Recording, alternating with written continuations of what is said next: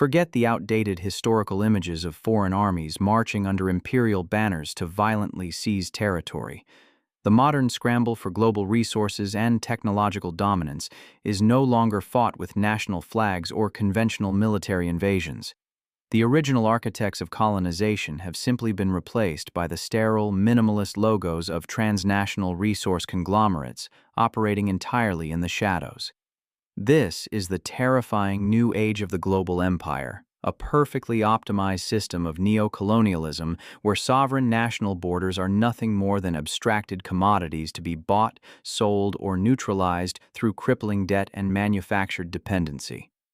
If you want to truly understand how the advanced smartphone resting in your hand or the massive battery powering your future electric vehicle is directly linked to chronic systematic instability, localized environmental collapse, and the ruthless exploitation of an entire continent, you must look completely beyond the carefully crafted corporate press releases. You must peer directly into the invisible, hyper-efficient, and completely amoral architecture of a Shadow Resource Megacorp.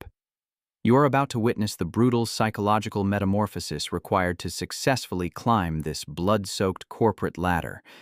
This is the terrifying journey of transforming yourself from a disposable tactical grunt guarding a toxic cobalt pit in the blistering sun, all the way up to the untouchable global puppet master who silently controls the world's most vital supply chains from a sterile boardroom in Europe. Your descent into the incredibly lucrative abyss of modern corporate imperialism begins right now. Your grueling ascent begins at the absolute bottom of the corporate food chain, standing in the blistering, unforgiving heat and choking red dust of a highly contested remote cobalt mine in a resource-rich but chronically unstable province. You are not a recognized soldier fighting for a national cause. You are designated as a Tactical Security Operative. This is merely the preferred corporate euphemism for a highly paid, heavily armed private mercenary tasked with enforcing uninterrupted mineral production. Your immediate world at the ground level is incredibly violent, straightforward, and ruthlessly binary. You quickly learn that human empathy is a fatal defect in this specific line of business. Human life at this lowest echelon has no measurable economic value. The local population is viewed merely as an operational obstacle to the sacred quarterly bottom line. On one fiercely protected side of the razor wire perimeter reside the vital corporate assets, massive European earth-moving machinery, highly paid expatriate geologists, and the raw ore that powers the global technology sector. On the opposite side is everyone else, the desperately impoverished indigenous population, trying to survive by scavenging stolen scraps of ore, unpredictable rival local militias, and hopelessly corrupt, underpaid local police forces operating directly on the megacorp's covert payroll. Your primary daily job is brutal, unyielding enforcement. You are the blunt, physical instrument utilized to forcefully clear generations-old indigenous communities when corporate surveyors discover a new, more lucrative underground vein. You are the faceless enforcer who ruthlessly manages what executives safely call localized labor unrest, when thousands of artisanal miners dare to demand slightly safer working conditions or a marginally fairer price for their grueling labor. You willfully trade your morality and humanity for immediate physical security and substantial financial compensation. But your raw ambition demands significantly more than spending your life aggressively guarding another wealthy man's dusty empire for a taxable wage. Having flawlessly demonstrated unparalleled technical effectiveness as a brutal frontline enforcer, your unquestioning efficiency is quickly rewarded with a highly coveted vertical promotion. You are finally pulled out of the suffocating toxic dirt and thrust directly into the incredibly complex, completely invisible, and highly lucrative world of international resource logistics. You are no longer violently managing unruly, desperate people with a rifle. You are now managing the critical shadow veins of the entire megacorp's supply chain. Your new position makes you responsible for silently orchestrating the complex, often entirely illegal flow of vast quantities of contested materials through some of the most politically volatile territories on the planet. Your primary strategic objective is simple but critical to the corporation's survival. You must completely erase the problematic, bloody origin of these conflict minerals and expertly ensure they seamlessly enter the legitimate global supply chain, perfectly disguised as ethically sourced, highly compliant commodities.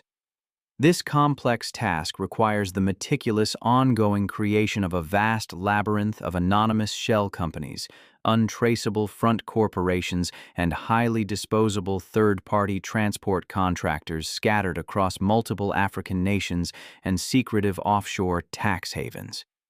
You spend your grueling, high-pressure days endlessly negotiating with heavily armed customs officials at isolated border crossings.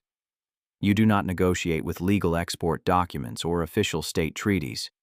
You negotiate with thick, unmarked envelopes stuffed entirely with crisp, untraceable United States dollars. You must expertly manage the incredibly delicate, constantly shifting relationships with a myriad of unofficial artisanal mining cooperatives and heavily armed rebel groups who control the critical unpaved territory between the remote extraction mine and the legal international export ports on the coast. At this intermediate management level, you learn the fundamental, unspoken truth of the modern global economy. You realize that massive international trade is not built on official treaties or the strict rule of international law. It is carefully, secretly constructed on the professional management of physical friction, systematic bribery, and maintaining absolute plausible deniability for the executives above you. You have successfully moved far beyond the primitive use of the automatic rifle, but you still serve a master, and your dark ambition is now firmly fixed on replacing the men who write your substantial paychecks in the distant capital city. Your effectiveness in facilitating the smooth, undetected flow of highly questionable assets across heavily militarized borders earns you the ultimate regional prize: a tailored designer suit and a vertical promotion to move permanently into the highly secure luxury compound of the Megacorp, situated in the nation's capital city. Operating now as the official country manager, you have become the sanitized public face of the multinational corporation, and more importantly, the primary silent architect of political leverage within that sovereign nation. While your specialized logistics teams quietly move physical minerals in the dark, you are exclusively in the business of moving the government itself. Your primary daily job is to securely establish the legal impunity required for maximized, unchecked corporate exploitation of the nation's natural wealth. You actively cultivate intimate, lucrative, and secret relationships with key government ministers, loud opposition leaders, and influential family members of the ruling political dynasty. You become the undisputed master of the secretive signing bonus and the perfectly targeted, untraceable facilitation payment, ensuring with mathematical certainty that the sovereign government's official financial take from the massive mining operations remains artificially low, while your megacorp quietly reaps hundreds of % in pure untaxed profit. Furthermore, you expertly manage the corporation's vital facade of global legitimacy, the incredibly well-funded Corporate Social Responsibility Department. You enthusiastically authorize the sterile, widely distributed press release about the company generously digging a single freshwater well in a remote rural village, while fully knowing your unregulated mining operations are simultaneously contaminating the primary water table of an entire regional watershed. You proudly fund the construction of a brand new hospital ward that is publicly celebrated by the international press, but entirely lacks the doctors, medicine, or basic equipment required to function. You do this solely to generate glowing media coverage that effectively distracts the global public from the systematic, multi-billion-dollar tax evasion your corporate accountants successfully facilitate every single financial quarter. You quickly realize that these supposedly independent sovereign nations are incredibly fragile constructs, and with the exact right combination of overwhelming financial bribery and targeted political flattery, they are exceptionally easy to entirely control from the shadows. But eventually, even the sprawling capital city feels like a suffocating trap for your boundless ambition. Having decisively proven your rare ability to entirely subjugate a single sovereign country, you are rapidly elevated to the critical rank of regional director. granting you absolute oversight of all resource extraction operations across a vast continent-wide geographical theater. This is the terrifying inflection point where standard corporate infiltration officially becomes grand, ruthless geopolitical strategy. At this advanced executive level, national governments are no longer viewed as simple, corrupt partners to be manipulated. They are correctly perceived as massive, unacceptable obstacles to profitability that must be systematically neutralized. When a democratically elected administration in a vital resource-rich zone suddenly becomes too demanding, threatening to nationalize foreign corporate assets, attempting to enforce basic environmental regulations, or aggressively demanding significantly higher financial royalties for their own people, you make the cold, strictly off-the-books strategic decision to initiate active instability management. You are no longer simply buying the loyalty of individual politicians. You are now actively purchasing and managing highly lethal conflict networks. Utilizing an impenetrable network of corporate shell companies, fake humanitarian front organizations, and elite private intelligence contractors, you silently authorize the clandestine funding, tactical training, and continuous arms transfers to carefully selected, incredibly violent opposition militias or radical separatist groups.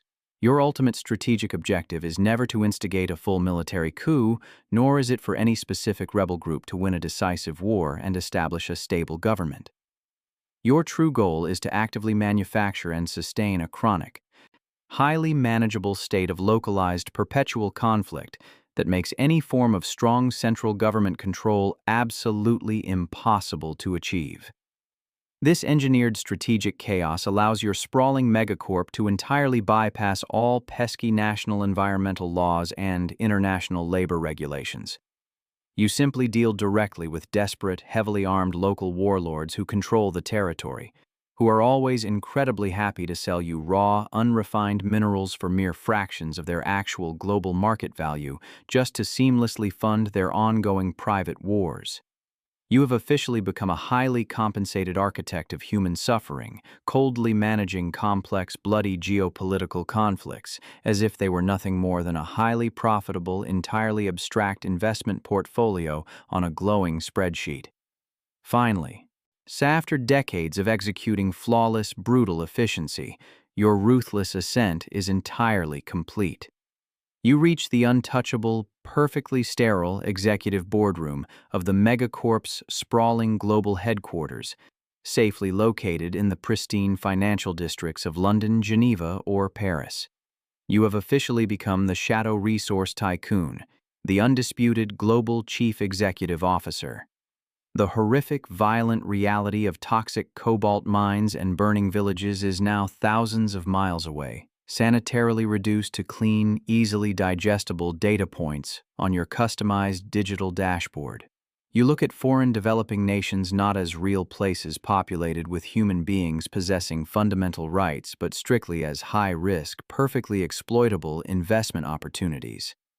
Your perspective has become entirely global, chillingly detached and practically godlike in its unquestioned authority.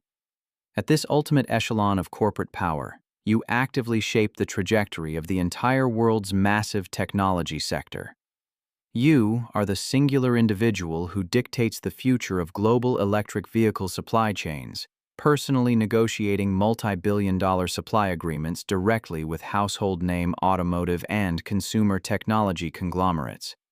These massive global titans of industry, who constantly preach sustainability to their consumers, possess absolutely no genuine ethical curiosity about where their critical raw materials originate. They ask no difficult questions, as long as your Shadow Megacorp successfully maintains the impenetrable layer of absolute plausible deniability that you have meticulously constructed through your brutal rise. You are the ultimate invisible modern emperor, effortlessly pulling the immense financial strings that intentionally keep the entire global South chronically dependent, violently fractured, and entirely incapable of utilizing its own inherent mineral wealth for sovereign development. Your dark ambition is totally satisfied, but as you stand in your penthouse suite, Looking over your vast global empire of extracted wealth, you realize a terrifying, inescapable mathematical truth that your spreadsheets cannot hide. This perfectly optimized system is inherently self-consuming, and the Earth's resources are finite. The megacorp is already quietly pivoting, preparing for the next grand extraction. The next colonization isn't just about digging deeper under the ground, it's about extracting data directly from under your skin. The board is resetting once again. Stay tuned because the true shadow war of the algorithmic age is only just beginning, and humanity is no longer in control.